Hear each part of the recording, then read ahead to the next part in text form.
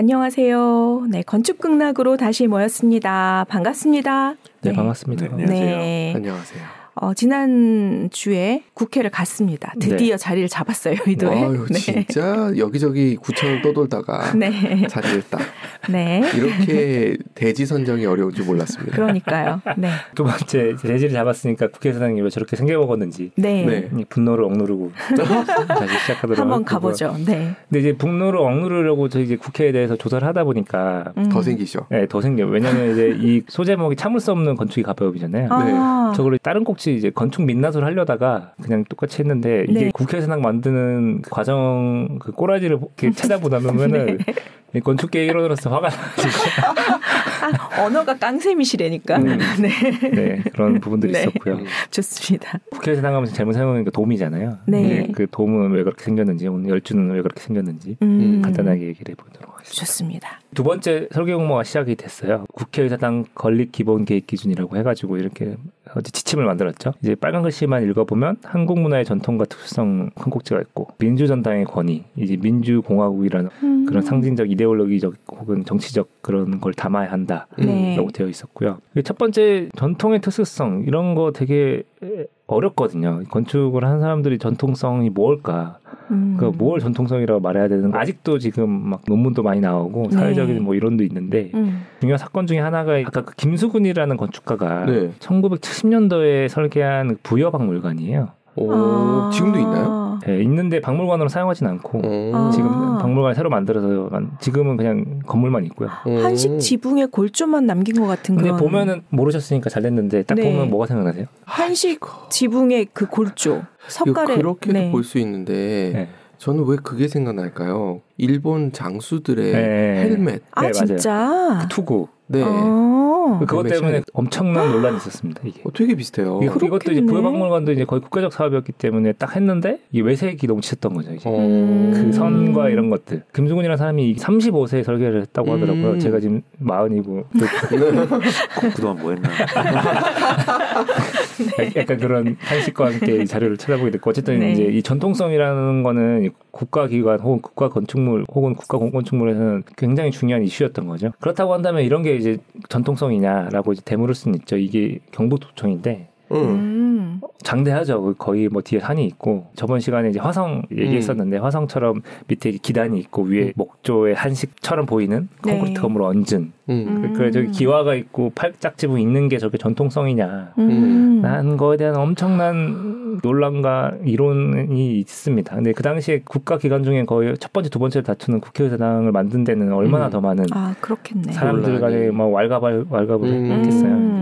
진짜 어려운 얘기다. 그래서 그 정부 차원에서 이런 거래요. 한국 건축양식연구라고 해가지고 좀 학문적으로 탐구해보자. 전통성을 어떻게 건축물에 담을 것이냐. 이렇게 아예 별도 연구를 했더라고. 근데 이게 약간 조금 진일보한 게 이게 한국 건축의 배치 공간 및 세부 의장 기법에 대해서 자세한 설명을 정리하였으나 여기서 뒤에부터 의견이죠. 현대 건축의 직접적인 모방을 지향하고 아까 그 경북 독촉금 같은 건 하지 말자 이제.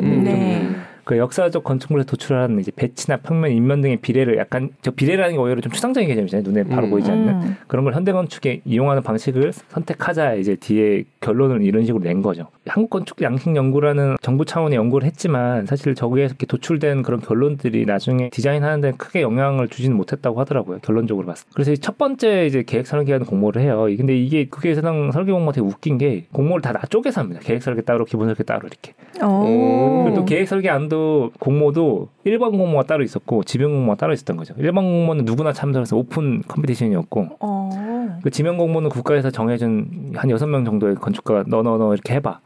이렇게 해가지고 두 가지 갈래로 공모를 했던 거죠. 일반 공모 같은 경우에는 당선자가 70만 원이었는데 저 당시에 예전 공사비가 70억이었으니까 의사당 건물이 그러니까 0.01%인가 0.1% 설계비가 이게 말도 안 되는 거의 재능 기부를 떠나서 저거는 거의 뭐 열정페이를 강요했던 거고 밑에 더 웃깁니다. 공통사항에 제출도서의 저작권 국회 소유에 있다. 그러니까 사실 지금도 저런 지침이 있는 데가 가끔씩 있는데 뭐 사실 저 당시에 저런 게 있다고 해서 뭐 불만을 토론한다 하는데 네. 별로 없었겠죠. 네. 저게 당선됐다고 해서 어떤 특정이나 권리 주장도 불가하다. 요걸로 최종 설계안을 만들자고 주장하지도 말라. 네. 다 우리 마음이야 이거는.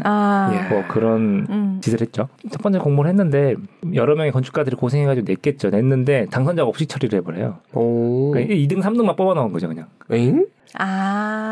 당선작은 없고 2등 3등만 뽑았다. 네. 그래서 그렇게 하고 또 협동 설계 조건으로 하고 나중에 누가 당선이 되던 간에 몇 명 해가지고 여러 명이서 같이 설계를 해야 돼. 뭐 이런 조건도 있었고. 그리고 이제 되게 국회의사당 설계하는데 60일밖에 시간을 안 줬다고 하기도 하고요. 세상에. 저희 능력살로도 최소한 몇 개월을 했는데. 세상에. 말도 안 되는 설계 보상비도 있었고 그래서 이제 몇몇 건축사협회라든지 건축가협회라든지 그리고 6명 지명 건축가도 이러면 안 된다라고 건의서를 제출했는데 당연히 무시를 당했죠. 밀어붙여 뭐 이런 식이었구나. 그렇죠. 네. 건축사협회가 또 이런 성명서 비슷한 의견서를 내는데 정부 종합청사를 설계할 때 있었던 내용인데 지명 건축가들이 이제 건축사가 없었던 거예요. 라이센스가.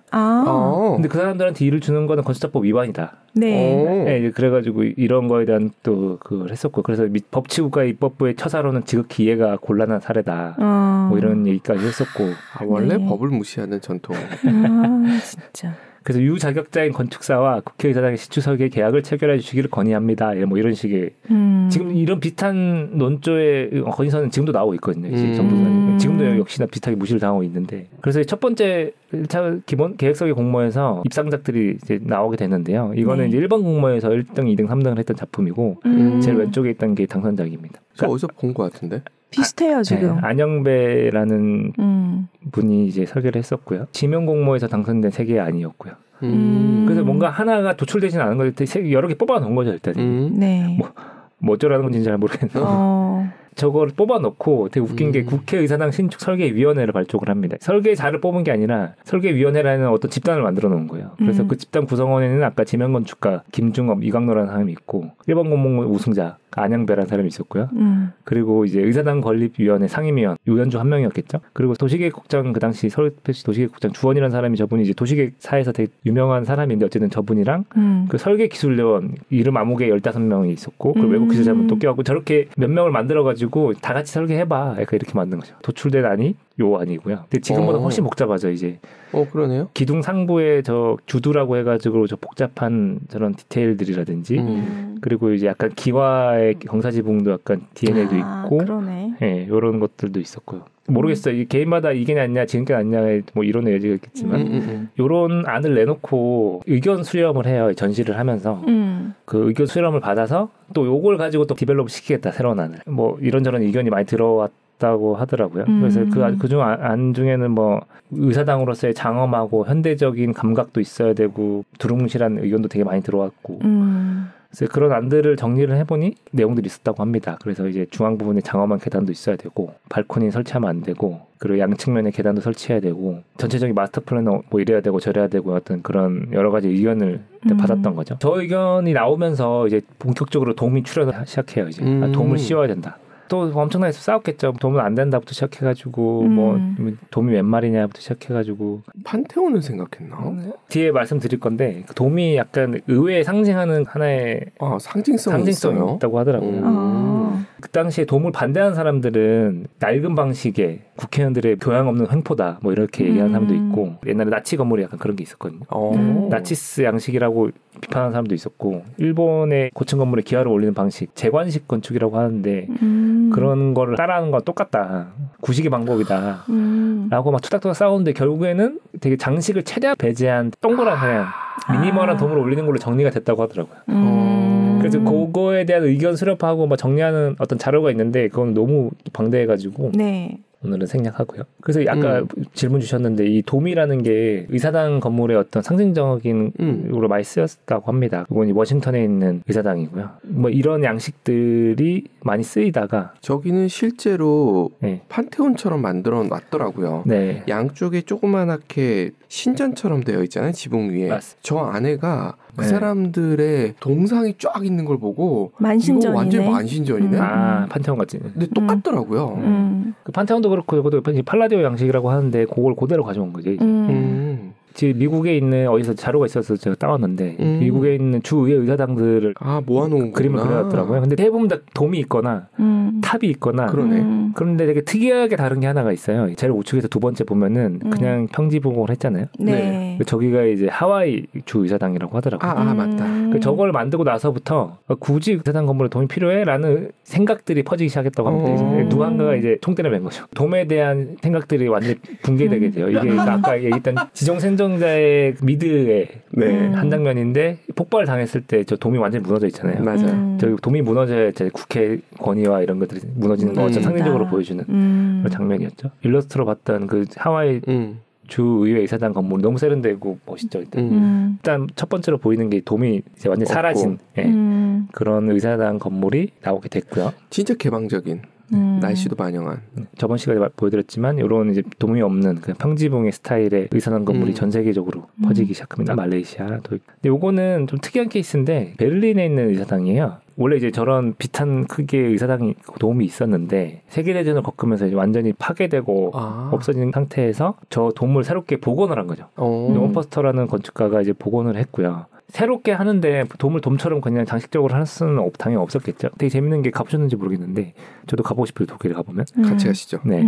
램프를 쭈르륵 따라 올라갈 수 있다고 하더라고요. 그래서 저 위에 딱 올라가면은 의사당 공간이 다 보이는. 그러니까 누구나 들어가서 의사를 진행하는 그런 공간을 볼 수 있는 뭐 이런 그 상징적인 의미도 있다고 합니다. 저 바닥이 좀 뚫려 있어가지고요. 네. 그래서 이렇게 현대적으로 해석한 돔도 있고요. 저희도 만약에 붕괴되면은 좀 정리를 하면 우리나라 국회의사당도 전통성을 버리지 못했던 것 같습니다. 저는 이번 조사하면서 처음 알았는데 저 열주가 있잖아요. 네. 저게 앞에는 8개, 측면엔 5개거든요. 근데 저는 예전에 학교에서 배웠을 때 저 8개가 그러니까 전국의 8도를 의미한다고 그냥 들었는데 마치 이제 돔에서 마징가가 나온다는 거의 비슷한 개념. 알고 봤더니 이제 저 경이루에 저 기둥의 개수가 똑같아요. 일단 앞에 정면에 8개, 측면에 6개군요. 이렇게 해가지고 똑같고 그리고 저 비례를 가져왔다고 하는데 인면에 지붕을 떼고 경일의 지붕을 떼고 이제 그 인면의 비례가 거의 비슷하다는 점도 있었던 것 같습니다. 그러니까 저런 식으로 약간의 전통성을 좀 가미하려고 했었던 것 같고 경의로에서 국회를 열어도 될 것 같은데. 그 이제 두 번째는 우리나라 국회가 극복해야 되는 것들은 이제 일제 잔재였던 거죠. 돔의 크기가 뒤에 이제 도면 보면 아실 텐데 생각보다 커요. 이 바디가 있고 돔이 있으면은 비례가 살짝 좀 크다는 느낌이 지울 수가 없거든요. 그것도 일제 강점기에 있던 중앙청의 돔보다 무조건 커야 되고 공장해야 된다는 어떤 시대적 사명을 가지고 태어난 돔의 크기라고 합니다. 국민교육원장을 왜 오셨습니까? 시대적 사명이 자주 나와서. 그렇죠. 외웠던 기억이 있죠. 네. 정면도고요. 정면을 어디서 구해가지고 한번 보여드렸고 그리고 이제 돔이 정면에서 보면 확실히 좀 큽니다. 네. 크고 돔 밑에 열주같이 세로로 굉장히 쭈르륵 나 있는데 저기 24개라고 하더라고요. 그래서 저게 이제 뭐 한국의 24절기를 표현했다라는 텍스트를 여기서 봐서 인정하실지 모르겠지만 그렇다고 합니다. 치고.